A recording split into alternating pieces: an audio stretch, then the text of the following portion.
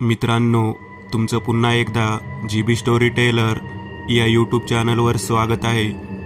आजच्या आपल्या गोष्टीचं नाव आहे जिवंत आत्मा. लेखक प्रीतम आडगाळे. पण गोष्ट सुरू करण्याआधी जर कोणी या चॅनलवर पहिल्यांदाच आलेले असाल तर त्यांनी या चॅनलला सबस्क्राईब करायला विसरू नका. चला तर मग अजिबात वेळ न घालवता गोष्टीला सुरुवात करूया.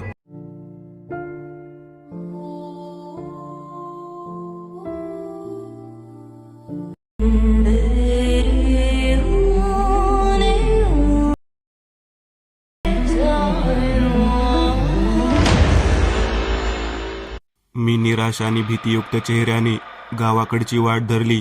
मलाही कळत नव्हतं मी असा निर्णय का घेतला. मी कायम त्या गोष्टी आठवून गावाकडे जायचं टाळत होतो. ठरवलं होतं की पुन्हा त्या गावात पाऊल ठेवायचं नाही म्हणून, ज्या गावाने माझ्या परिवाराचा अंत केला आणि मला ते माहिती पण लागू दिलं नाही. त्या घटनेनंतर मी 2 वर्षांपूर्वी गावातील लोकांना सगळ्या गोष्टीचा जाब विचारला असता त्यांनी फक्त निराश पदरी पडली. लोक माझं तोंड सुद्धा बघत नव्हते. मी गावात पाऊल ठेवल्या ठेवल्या लोकांनी दार बंद करून घेतली. मला कुणालाही विचारायची सोय उरली नव्हती. मग मी पण तावातावात तालुक्याला गेलो आणि ठरवलं की पोलिसात फिर्याद करायची आणि परिवाराच्या मारेकऱ्यांचा शोध घ्यायचा. तिथं गेल्यास माझं नाव ऐकल्यावर माझी केस नोंद केली नाही, उलट मला तिथून हाकलून दिलं. ही लोक असं का करत आहे मला कळत नव्हतं. तिथून बाहेर आलो. पाकिटात माझ्या आईबाबांचा फोटो होता. बाहेर काढून पाहिला आणि डोळ्यातून अश्रूंचा बाण फुटला. किती रडावं काहीच कळत नव्हतं आणि रडलो तरीही अश्रू पुसायला आपलं असं कोणी नव्हतं. तिथून एका झाडाखाली जाऊन बसलो. मन भरून फोटोला पाहिलं आणि मोकळेपणाने रडलो. खूप वेळ मी तिथेच बसून होतो. आता मला स्वस्थ बसून चालणार नव्हतं. आई वडिलांना दिलेलं वचन मला पूर्ण करायचं होतं. भविष्यात काहीतरी करून दाखवायचं होतं. म्हणून तात्काळ उठलो. बस स्टँडवर गेलो. तिथून शहराची एसटी पकडली आणि थेट शहरात येऊन पोहोचलो. भूक तर खूप लागली होती, परंतु खिशात फक्त तिकिटाचे पैसे होते. ते त्यातच गेले. दर हिंडलो. शाळा कॉलेजे गाठली. प्रवेश केला. ग्रॅज्युएशन पूर्ण केलं आणि एका कंपनीत एक नोकरी लागली. रूम केली आणि तिथंच राहू लागलो. परंतु गेली महिनाभर निवांत अशी झोप लागली नव्हती. ऑफिसमध्येही कामाचा लोड होता, परंतु या झोपेचं कारण तो ताण नव्हता. एक वेगळीच हुरहुर जीवाला लागली होती. शरीर झिजत चालल्यासारखं वाटत होतं. भरपूर प्रमाणात थकवा जाणवत होता. पण याला कारण काय होतं? कामाचा ताण म्हणून मी या गोष्टी सोडून दिल्या. परंतु एकदा मी चक्क रस्त्यावर झोपलो होतो. सकाळी जेव्हा जाग आली तेव्हा तिथल्या एका भिकाऱ्याकडून मला समजलं की मी रात्री चालता चालता डुलक्या घेत होतो. तो माझे निरीक्षण करत होता आणि थोड्या अंतरावर गेल्यास मी खाली कोसळलो. तो पळतच माझ्याकडे आला आणि मला उचललं. मी नशेत असल्यासारखा झिंगत होतो. मग त्याने मला तिथून बाजूला तो भिकारी जिथं झोपत होता तिथं आणला आणि मी तिथं झोपी गेलो. सकाळी उठल्यानंतर थोडं ताजतवानं वाटत होतं. मी तडक दवाखाना गाठला. तिथं माझे ब्लड प्रेशर, हृदयाचे ठोकेही चेक करण्यात आले, पण सर्व काही ठीक होतं. खानपान विचारलं असता सर्व काही सुरळीत होतं. माझ्या अशक्तपणाचं कारण काय होतं हे डॉक्टर यांना पण कळलं नाही. काही गोळ्या औषध देऊन मला रवाना केले. घरी आलो. सरळ किचनमध्ये घुसलो. ब्रेड आणि त्याला थोडं श्रीखंड लावलं आणि खाल्लं. गोळ्या घेतल्या. उठून बेडरूममध्ये येऊन पडलो आणि झोप लागली.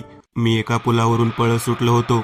वेळ किती झालती काहीच माहीत नव्हतं, पण अंदाजे मध्यरात्र असावी. का पळत होतो मलाही कळत नव्हतं. खूप पळालो.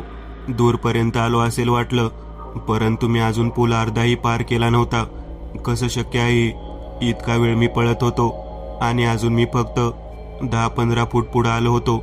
मला काहीच कळत नव्हतं. खूप दम लागला होता. तिथल्याच एका कठड्यावर बसलो. सगळं अंग घामाने भिजलं होतं. घाम पुसावा म्हणून मी हात चेहऱ्याकडे घेतला, तर काय, माझ्या हाताची बोटं गायब होती. हाताला एकही बोट नव्हतं. बोट बुडापासूनच कोणीतरी छाटली होती. हे काय होतंय? कसं शक्य आहे? हा काय प्रकार आहे? मला काहीच उमगत नव्हतं. तसाच हात मी तोंडावर नेला आणि मी जागेवर गोठलो, कारण माझे नाक पण गायब होते. माझे अंग थरथरत होते. मी तोंडानं श्वास घेत होतो. मी आंघोळ केली आहे एवढं अंग घामाने भिजलं होतं. काय करू काहीच कळत नव्हतं. खूप विद्रूप दिसत असेल मी, असा विचार येत होता. आजूबाजूला पाहिलं. मी जागेवर थबकलो. नदीच्या दुसऱ्या बाजूला 10-15 लोक जमा झाली होती. सगळी माझ्याकडेच रोखून बघत होती. मला काहीच समजत नव्हतं. आता त्यातील त्यांचे चेहरे विद्रूप दिसत होते. मी घाबरलो आणि मागे पाहिलं तर एक घाणेरडा चेहरा अगदी माझ्या तोंडाजवळ होता. मी घाबरलो आणि नदीत पडलो आणि मला जाग आली. एवढं भयानक स्वप्न. दरवाजावर टकटक चालू होती. जाग आली तेव्हा संध्याकाळचे 5:30 झाले होते. उठून घटाघटा पाणी प्यायलो आणि दरवाजाकडे निघालो. टकटक चालूच होती. दरवाजा उघडला. समोर जवळजवळ 55 वर्षाचे एक गृहस्थ वजा साधू उभे होते. अंगावरती भगवे कपडे, चेहऱ्यावर विभूतीचे पट्टे आडवे ओढलेले, गळ्यात रुद्राक्षमाळा आणि हातात कमंडलू. त्यांची या क्षणाला माझ्या घरी येणं अनपेक्षित होतं.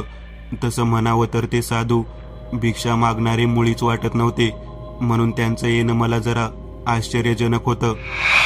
मुळात एखाद्या साधू पुरुषाचं माझ्या घरी येणं मला वेगळं होतं, परंतु का कुणास ठाऊक मला थोडं बरं वाटलं. साधूंनी माझ्या चेहऱ्यावरचे थकलेले भाव ओळखले आणि रूममध्ये प्रवेश केला. ते आपणाहून माठातलं गार पाणी प्यायले आणि दिवाणावर जाऊन बसले.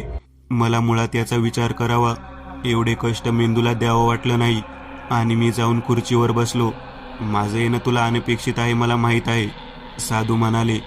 तसं नाही महाराज, पण तसंच आहे, माफ करा, मी म्हणालो. मला माहीत आहे तुम्हाला हे बोललास, पण ते फक्त बाहेरून.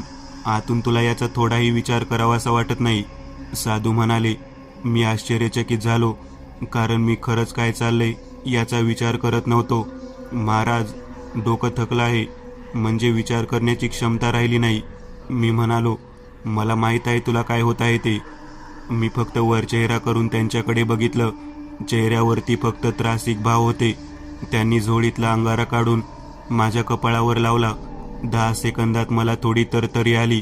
साधू थोडा वेळ गाढ विचारात बुडाले. मी त्यांच्या चेहऱ्याकडे एकटक बघत होतो. तोंडाने काहीतरी मंत्र पुटपुटत होते. अचानक त्यांनी माझा उजवा हात पकडला आणि थरथर कापू लागले. त्यांनी खाडकन डोळे उघडले आणि एकटक माझ्या डोळ्यात बघू लागले. त्यांना माझ्या डोळ्यात काहीतरी दिसत होते. मीही त्यांच्या डोळ्यात बघत राहिलो, परंतु मला पापणी न हलवता बघणं जरा कठीण जात होतं. त्यांनी माझ्या उजव्या हाताच्या मध्यमावरती जोरात अंगठा दाबला आणि मी त्यांच्या डोळ्यात पापणी न लावता बघू लागलो. अर्ध्या तासानंतर ते अचानक जोरात ओरडले, अंश. ते काय बोलले मला काहीच कळलं नाही, परंतु आता मला पूर्णपणे ताजेतवाने वाटत होते.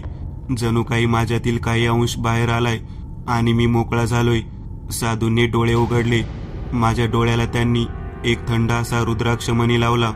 थोडं पाणी प्यायले आणि मला सांगू लागले, बाळा, तू खूप चांगला मुलगा आहे.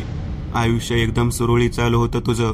काहीतरी उद्देश घेऊन तू इथं आला होतास, आठवू नये, परंतु काही काळापूर्वी तुझ्या मनात खूप राग होता. तो राग दुःखामार्फत बाहेर आला होता. तू सर्व काही विसरून गेला होता. तुला आयुष्यात खूप पुढं जायचं होतं आणि तू खूप पुढं जाशील. परंतु कधी कधी आपण बोलतो ना की गेल्या जन्मात काहीतरी पाप केले असतील, म्हणून आपल्याला या जन्मात ते भोगावे लागत आहेत. पण बाळा, पाप केल्याचे भोगही निश्चित असतात. माणसाने पाप केले याचा अर्थ असा नाही की तो आयुष्यभर ते झेलत राहील. काही चांगल्या कर्मातून आपले पाप वजा होते आणि पाप फिटते. महाराज, तुम्ही असं का बोलत आहात? माझा या सगळ्या गोष्टींशी काय संबंध आणि मला अशी काय शिक्षा भेटते? बाळा, असं नाही. कुठल्या न कुठल्या गोष्टीशी माणसाचा संबंध असल्याशिवाय ती गोष्ट जाणवत नाही. कधी कधी माणसाने चुकून केलेल्या, मुद्दामून केलेल्या किंवा घडवून आणलेल्या गोष्टींची माहिती त्याला वेळ आल्यावरच मिळते.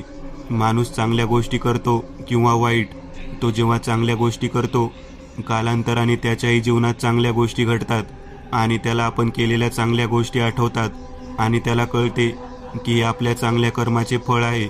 जेव्हा माणूस एखादं कुकर्म करतो तेव्हा त्याला ती गोष्ट त्याच्या रीतीने बरोबर वाटते, परंतु जगाच्या नियमात ती गोष्ट बसत नाही आणि म्हणूनच त्याला कुकर्म किंवा चुकीची गोष्ट म्हणले जाते आणि त्याच गोष्टीचे फळ त्याला वेळ आल्यावरच मिळते, त्याचेही वाईट होण्यास सुरू होते.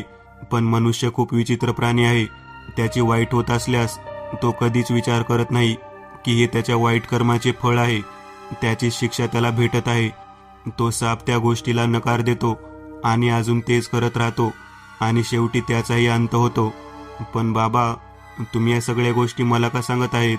बाळा, तू मान्य कर या नको करू, परंतु आता तुझ्यासोबत जे होत आहे किंवा भविष्यात होईल, म्हणजे आताशी त्याची सुरुवात झाली आहे, म्हणजे खूप कमी प्रमाणात, ते कुकर्माचे लक्षण आहे.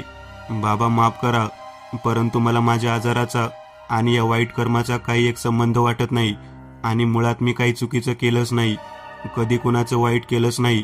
मग तुम्ही असं कसं बोलू शकता? बाळा, माझ्या बोलण्याचा अर्थ मी तुला समजावून सांगतो.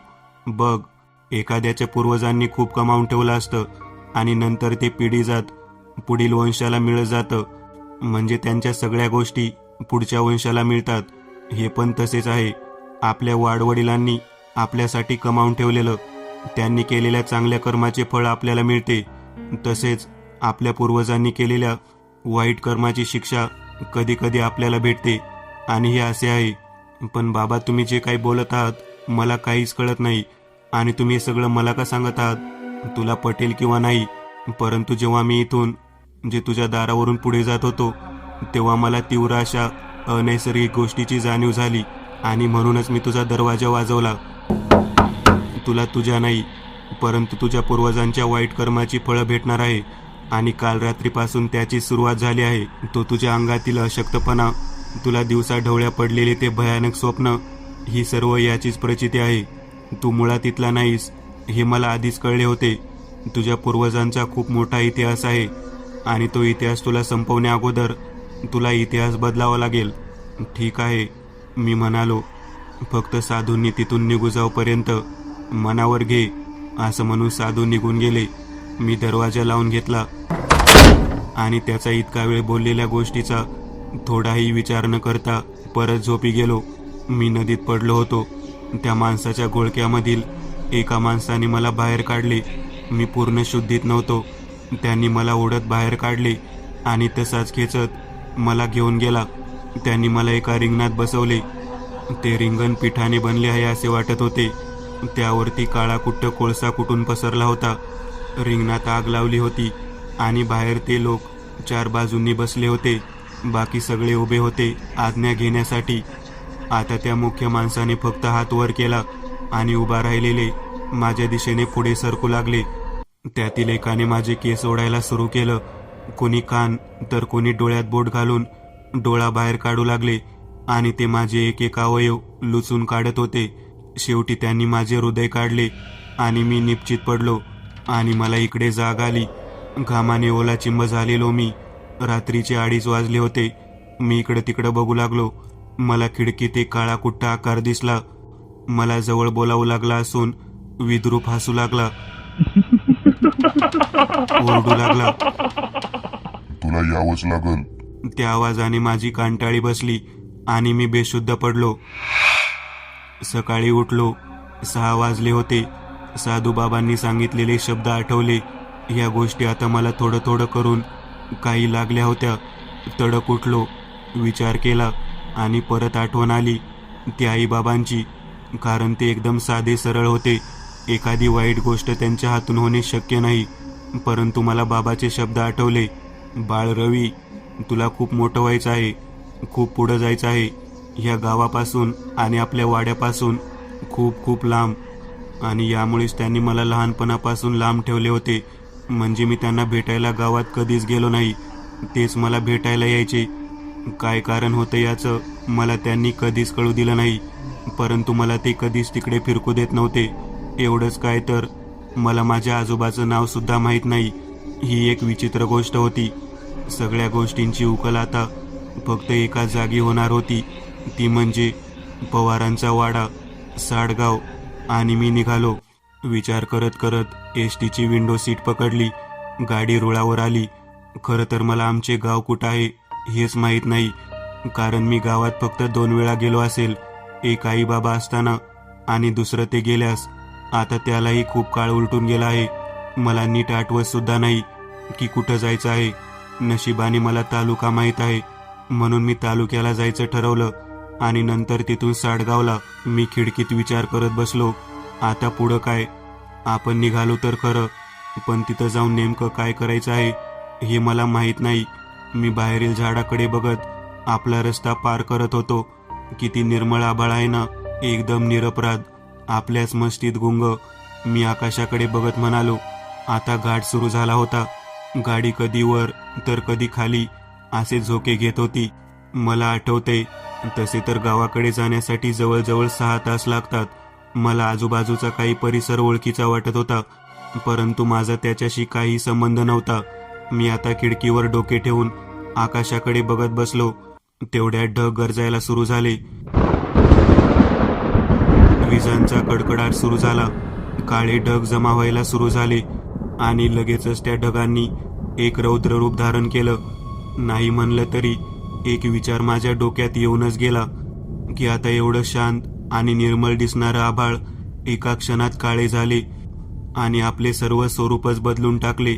म्हणजे एका क्षणात एखादी गोष्ट आपलं रूप बदलू शकते. माणसाच्या आयुष्याचं पण तसंच आहे. नकळत एखादी गोष्ट आपल्या आयुष्यात घडते आणि सगळं आयुष्यच बदलून जाते. कालपर्यंत मी रोज मस्त हसत खेळत ऑफिस करत होतो. कुण्या गोष्टीची मला चिंता नव्हती. येणाऱ्या संकटाची थोडीही कल्पना मला नव्हती. मुख्य म्हणजे माणूस हा सक्षम असतो एखाद्या संकटाला सामोरे जायला. मग ते अचानक येऊ, मानवात तेवढी क्षमता आहे, कारण आपण खूप साऱ्या संकटांना सामोरे जाऊन आयुष्य जगत असतो. परंतु माझ्यावर आलेले काय होते संकट की मला मुळापासून उपटून टाकण्यासाठीचे वादळ. मला या संकटाची काही एक माहिती नव्हती आणि कशी मिळवू याची सुद्धा कल्पना नव्हती. मग कसं, कधी मी या संकटाला, मला हेही माहीत नाही की आपला विरोधी कोण आहे, त्याची ताकद काय आहे, मग कसा मी त्याचा सामना करू, मला माझी पूर्वतयारी काय करू याचे सुद्धा ज्ञान नाही. मग परंतु ढग हे काही काळापुरते असतात. शेवटी आभाळ अथांग आहे. काही क्षणापुरते ढग आपली ताकद दाखवत आहे. त्याला शेवटी झुकावंच लागणार आहे आणि मला वाटतं माझ्याही आयुष्यात तसंच काही आहे. मलाही याची झळ थोडी सहन करावीच लागणार आहे असा विचार मी करत होतो आणि ढगातून पडणाऱ्या थेंबाने माझे विचार थांबले आणि मी भानावर आलो. मी चटकन खिडकी लावून घेतली आणि डोळा झाकला. मला जाग आली तेव्हा सगळे प्रवासी गाडीतून उतरत होते. शेवटचे स्टॉप आले म्हणजे चिंचपूर आले आणि माझा तालुका आला. मी माझी बॅग वरतून काढली, पाठीला लावली आणि खाली उतरलो. सगळे चेहरे मला नवीन वाटत होते. ओळखीचं असं कोणीच वाटत नव्हतं. आता साडगाव कसे जायचे, कुणाला तरी विचारून बघू असा विचार करून मी एका रिक्षावाल्याला विचारलं, दादा साडगावला कसे जायचे? साडगाव होय, ते काय, तिथनं ऑटो भेटेल तुम्हाला. मी त्याने सांगितलेल्या बाजूने निघालो. मला आता 4-5 रिक्षा लाईनने थांबलेले दिसत होते. मी जवळ गेलो आणि विचारलं, दादा साडगावला चालता का? त्याने एक वार माझ्याकडे बघितलं. त्याची नजर मला एकदम भेदक दिसत होती. मोठे मोठे लाल डोळे, काळा कुट्ट चेहरा, चेहऱ्यावर गांभीर्य आणि मला खालून वर निहाळत होता. चला, तो रिक्षावाला म्हणाला. मी रिक्षात बसलो. रिक्षा चालू झाला आणि साडगावच्या वाटेला निघाला. अर्ध्या तासात मी साडगावला येऊन पोहोचलो, पण रिक्षावाला गावच्या विशीत आला नाही. त्याने रिक्षा बाहेरच थांबवली. उतरा. इथंच? हो इथंच. इथून पुढे आम्हाला प्रवेश नाही. म्हणजे ते कळेल तुम्हाला गावात गेल्यास. ठीक आहे. मी पैसे दिले आणि गावात निघालो. गावात आल्यास मला घर दिसू लागली. गावाकडची घर तशी 1 मजली आहेत, परंतु खूप मोठे क्षेत्रफळ व्यापले आहे. म्हणजे शहरात असं नसतं. गावातील घर, पुढं अंगण, मोकळेपणा, ह्या सगळ्या गोष्टी. तसं म्हणलं तर मी गावातलाच आहे, परंतु मला गावाशी संपर्क येऊ दिला नाही. एक गोष्ट मला थोडी खटकली. म्हणजे मी जवळजवळ 4 वाजता गावात पोहोचलो. मला गाव थोडं उदासीन वाटलं. म्हणजे गावाकडे जी प्रसन्नता असते ती इथं नव्हती. लोक जास्त बाहेर दिसतच नव्हती आणि जी होती ती मला बघून लांब जात होती. काही घरात घुसत होती. मी दुर्लक्ष करून चालत गावातील मध्यभाग म्हणजे पाराकडे गेलो. तिथं काही म्हातारी माणसं बसली होती. जाऊन त्यांना नमस्कार केला. ती माणसं मला वरून खाली निहाळत होती. मला डोळे मोठे करून बघत होती. 2-3 म्हातारी तर मला बघताच तिथून निघून गेली. मी नमस्कार करून त्यांना पवारांचा वाडा विचारला. मुळात तो माझाच वाडा होता, परंतु मला तो कुठे आहे हेच माहीत नव्हतं. मी त्यांना विचारताच एक माणूस तर चक्क पळून तिथून निघून गेला आणि बाकीची होती ती थरथरत होती. त्यांना काय बोलावं काहीच कळत नव्हतं. मला वाटलंच होतं ब्याद आली. एक म्हातारा किंचाळून म्हणाला आणि तिथून होईल तसं पळून गेला. यांना काय होत आहे मला काहीच कळत नव्हतं.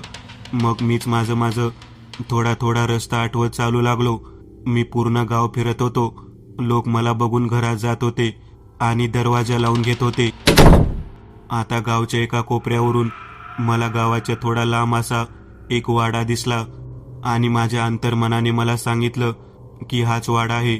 मी वाड्याच्या दिशेने बघत होतो. एक वेगळीच भीती मनात येत होती. भीती म्हणावं की आकर्षण वाटत होतं. सगळं असं अनुभवल्यासारखं वाटत होतं. मला शरीरात थकवा जाणवत होता. शरीरातील अवयव कुणीतरी उपटण्याचा प्रयत्न करत आहे. शरीरात एक वेगळाच तणाव जाणवत होता. मला आता वाड्याकडे जाण्याचा मार्ग दिसत होता, परंतु तिथं जावे ही इच्छा वाटत नव्हती. परंतु मला गेल्याशिवाय पर्याय नव्हता. सगळ्या गोष्टींची उकल तिथंच होणार होती. ती वाट एक मोठमोठ्या गवताने भरली आहे. तिथं जाण्यासाठी मला स्वतःला मार्ग तयार करावा लागणार आहे. मी एक वार मागे वळून पाहिलं. मागे एकदम सामसूम दिसत होतं. चिटपाखरूही नाही मागे. मी एक एक पाऊल टाकायला सुरुवात केली. अखेरीस मी वाड्याच्या पुढे उभा राहिलो आहे. वाडा एकदम काळवंडलेला, कोळशासारखा, दुमजली वाडा. समोर अंगण, अंगणात विहीर, अंगण पूर्णपणे गवताने भरलेलं. परंतु एक गोष्ट होती, ती म्हणजे काळं पडलं होतं. विहिरीचे कडे सुद्धा एकदम काळे कुट्ट होते. जवळ जाऊन विहिरीतील पाणी बघितलं. काळझर ते पाणी, एक तीव्र असा दुर्गंध, नालीच्या पाण्यासारखा, कदाचित त्यापेक्षा तीव्र. मला आतमध्ये जाण्याची थोडी पण इच्छा नव्हती, परंतु नाईलाजाने मी आत जाऊ लागलो. मी आत आलो. आतमध्ये नुसती धूळ पसरली होती. सगळ्या भिंती, एक एक वस्तू, सगळ्यांवर धूळ जमा झाली आहे.